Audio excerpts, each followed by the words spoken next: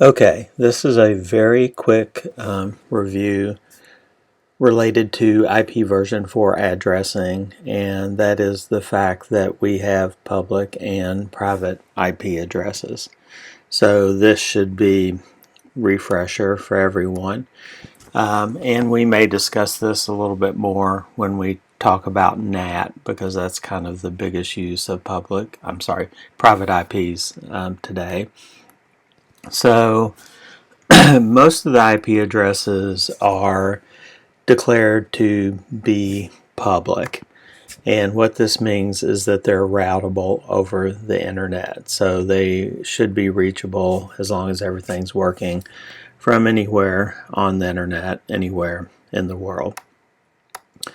Private IP addresses are not routable. There's a couple of ways to say that. They're restricted to the local area network they're on, and the reason they're restricted to that network is that routers do not forward packets that are destined for private IPs. So if a machine sends a, let's say, broadcast out, everything on the local network will see it, but the router will not pass it through to another port. So what this allows you to do is have as many IPs as you need within a business or within your home. I think we talked about NAT a little bit in a previous video, where you have a whole bunch of private IPs on your address to address your devices within your home.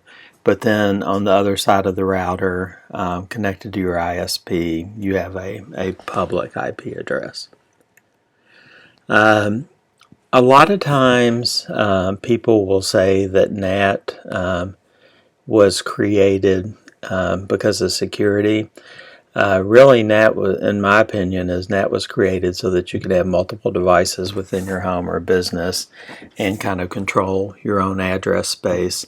And I view this security as just a big bonus, and that is private IP addresses are not reachable from outside the network, so hackers can't hack, into your devices in your home because they don't have public IP addresses.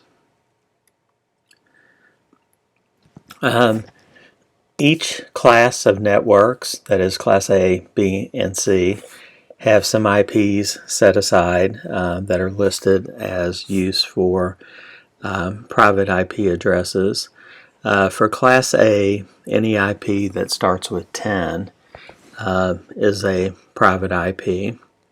For class B, anything that starts with 172.16 all the way through 172.31 is considered or is a private IP address for class B. And then finally, for class C, the private IP addresses are anything that starts with 192.168. So that was just a brief refresher on public and private IP addresses.